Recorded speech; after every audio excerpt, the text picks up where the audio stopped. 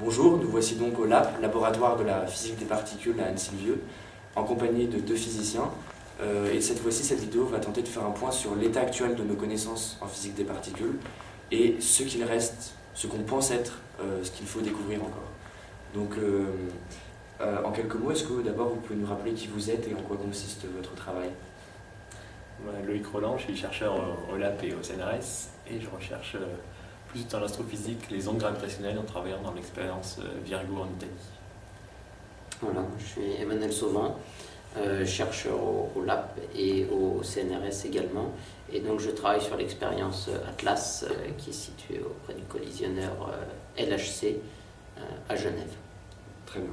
Alors, à l'heure actuelle, où pensez-vous en être dans vos recherches qui visent donc à préciser l'origine de la matière? Alors, pour le moment, sur l'origine de la matière, on n'a pas vraiment d'explication, on a plutôt une explication sur l'évolution de l'univers depuis le Big Bang, mais on ne sait pas trop pourquoi il a eu lieu et qu'est-ce qu'il a déclenché. Mais du coup, a priori, dans le modèle standard de la cosmologie, on a le Big Bang, c'est-à-dire le moment où l'espace et le temps sont créés il y a à peu près 14 milliards d'années, où tout était très chaud, très agité, donc on avait des quarks, des gluons, enfin les particules les plus énergétiques, donc très chaudes et tout était agité. Et puis au fur et à mesure, cet univers il s'est étendu, donc en se dilatant, il se refroidit. Et du coup, petit à petit, la matière qu'on connaît s'est formée, avec d'abord les quarks qui ont dû s'assembler en protons et neutrons, puis les protons et neutrons finissent par faire des noyaux, puis ensuite sont accolés aux électrons pour faire des atomes, et donc ça a créé la matière qu'on connaît actuellement. Puis à un moment, en se refroidissant aussi, tout ça s'agitait tellement que, enfin, quand c'était chaud donc, dans les atomes, et ils étaient très excités, donc ils émettaient de la lumière, mais elle était absorbée par un autre atome à côté, etc. Donc là, à ce moment-là, l'univers était opaque, la lumière était aussitôt émise, elle était absorbée, donc on ne pouvait pas voir loin. Et à un moment, quand tout ça a été froid, les atomes sont vraiment pu se créer. Et à ce moment-là, la lumière, les photons ont pu circuler librement sans se faire absorber ou presque pas par la matière. Donc c'est là que l'univers est devenu transparent, c'est ce qu'on dit. Et donc en regardant la lumière avec nos télescopes, on peut remonter au plus tôt de l'univers à cette époque-là. On ne peut pas voir plus loin parce que l'univers n'était pas transparent avant. Et depuis ce moment-là, l'univers continue à s'étendre. Et après, c'est les forces de gravitation qui sont dominantes depuis longtemps. Et donc la matière qui était un peu agitée n'était pas complètement uniforme au départ. Donc ce qui fait que les endroits étaient un peu plus denses, attirés avec un peu plus de gravitation sur le reste de la matière autour. Et petit à petit, ça s'est aggloméré pour former les galaxies et les structures de l'univers qu'on connaît maintenant. D'accord. Et donc malgré toutes ces connaissances, il y a des grands mystères qui demeurent. Alors, quelles seront les grandes zones d'ombre qu'il faudra éclairer pour demain? Un des plus grands mystères qui demeure, je pense pour ma part, c'est qu'on arrive à expliquer, il semble que l'on arrive à expliquer actuellement que 5% du contenu en matière et en énergie de l'univers.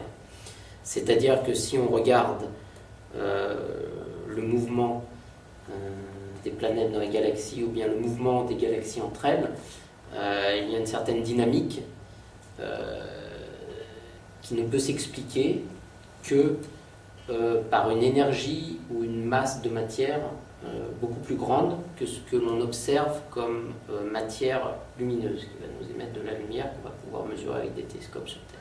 Et donc c'est ce qu'on appelle cette matière invisible, ce qu'on appelle la matière noire ou l'énergie noire, et qui semble constituer 95% de l'univers. Donc en fait, à l'heure actuelle, on n'en connaîtrait que 5%, on n'en comprendrait que 5%. Donc il y a 95% qui nous échappent, donc il reste encore beaucoup de travail. D'autre part, on sait qu'il y a plusieurs interactions fondamentales. Il y a l'interaction électromagnétique, l'interaction faible, l'interaction forte, que l'on arrive à réconcilier dans une même théorie qu'on appelle le modèle standard. Il y a la gravitation qui agit dans le domaine macroscopique, donc à l'échelle de l'univers. Et là, pour l'instant, on n'a pas de cadre théorique qui nous permet de réconcilier cette gravitation avec les trois autres interactions. Donc ça, c'est un problème. Le modèle standard qui décrit les particules élémentaires que l'on connaît, que l'on a pu mesurer, et qui sont, à notre connaissance, les briques élémentaires qui forment l'univers et la matière telle qu'on la connaît. Ce modèle standard a beaucoup de paramètres, une vingtaine de paramètres libres, et on a besoin de l'expérience pour mesurer ces paramètres, ces variables. On ne peut pas les prédire, on ne sait pas pourquoi ces paramètres ont telle valeur, on ne sait pas pourquoi il n'y a que 3 familles de particules, et pas plus. On ne sait pas pourquoi il y a à peu près que 12 particules élémentaires, et pas plus. Donc toutes ces questions sont pour l'instant sans réponse. D'accord. Et pardon. Oui. Et également, actuellement, on vit dans un monde de matière, un univers de matière. Normalement, au moment du Big Bang, il y avait de la matière et de l'antimatière en proportion égale. Et à un moment, la matière a pris le pas sur l'antimatière, dû à peut-être une faible asymétrie dans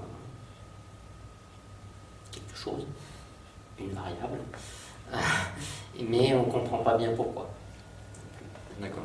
C'est aussi une question qui reste sans réponse à l'heure actuelle. Et maintenant, avec le recul qui est le vôtre, est-ce qu'il y a des éléments, des démarches que vous auriez changées, ou est-ce que vous auriez procédé de la même manière dans vos, je veux dire, dans vos étapes de recherche et vos priorités? Rien à redire. C'est difficile à répondre, c'est toujours des choix historiques. Enfin, des fois, on fait des découvertes sans savoir déjà, sans le chercher forcément, on tombe dessus. Donc. Et puis ensuite, il faut toujours convaincre, se dire ça va être utile pour chercher telle chose. Ça dépend aussi du développement de la théorie qui va à côté, qui va prédire ou pas les choses. Ça dépend de l'argent, des financements qu'on peut avoir à un moment donné ou pas. C'est difficile à dire, mais bon, on a trouvé pas mal de choses en même temps au XXe siècle sur ce modèle standard. Ça a évolué pas mal vite, donc on a peut-être difficilement fait beaucoup mieux.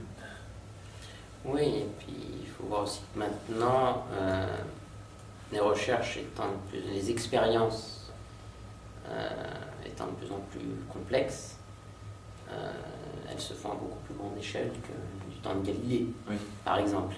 Donc, on n'est pas seul maître de la façon dont on conduit nos recherches. C'est un accord commun au niveau, je dirais maintenant international, même pour la plupart des projets, que ce soit des projets de grands accélérateurs pour essayer d'aller voir dans l'infiniment petit, ou bien des projets de télescopes pour aller sonder l'univers. En règle générale, dans un domaine scientifique bien donné, il y a un projet au niveau international. Donc, voilà, disons que c'est un mouvement global, c'est plus un mouvement global maintenant, mondial, qui fait l'avancée des recherches et l'ordre, la façon dont sont faites les recherches. Donc c'est dur à dire, on n'est pas maître soi-même. On peut avoir une petite influence, mais on n'est pas maître à 100% de la façon dont on veut conduire nos recherches. Et c'est aussi des recherches qui s'étalent sur des projets qui s'étalent sur une cinquantaine d'années maintenant, des projets expérimentaux. Donc, voilà. D'accord. Et c'est dur de dire si on aurait pu faire autrement, si on aurait dû faire autrement.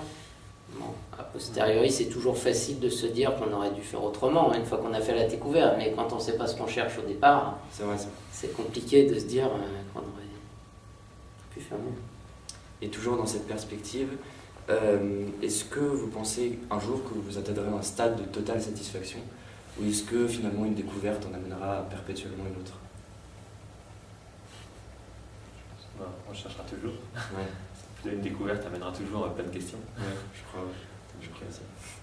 Et, chaque fois qu'on trouve quelque chose, on se demande ok, mais pourquoi est-ce que c'est vraiment comme ça? La théorie, elle explique dans un certain cadre, mais jamais il y a toujours des conditions où elle ne s'applique pas, donc il faut aller voir. La gravitation, par exemple, ça marche très bien entre des masses macroscopiques, mais comment ça se passe au niveau microscopique, au niveau quantique, on ne sait pas bien ce qui se passe. Alors ça, il écrit beaucoup de choses très très bien, la relativité générale, mais il y a des zones où on sait qu'elle ne s'applique pas. Donc la théorie de le modèle standard des particules, ça explique très bien la matière là, qui nous entoure, mais comme on dit, il y en a 95% qui n'est pas décrite dans ce modèle standard, donc il en manque. Et puis même dans le modèle standard lui-même, avec les particules qu'on connaît, on ne sait pas bien pourquoi il y a de la matière appelée d'antimatière. Donc il y a toujours plein de questions rapportées par toutes les découvertes et les nouvelles théories. Ouais, plus on cherche, plus on creuse, plus ça ouvre de questions, comme disait Loïc. Et puis, à mon avis, ce serait malheureux si un jour on connaissait tout. Très bien, merci en tout cas pour toutes ces précisions. On vous souhaite en tout cas beaucoup de courage dans vos projets scientifiques à venir. Et en espérant de tout cœur qu'un jour, l'origine de la matière ne laissera plus de place au doute. En tout cas, merci à vous pour votre attention et bon voyage au cœur de la matière.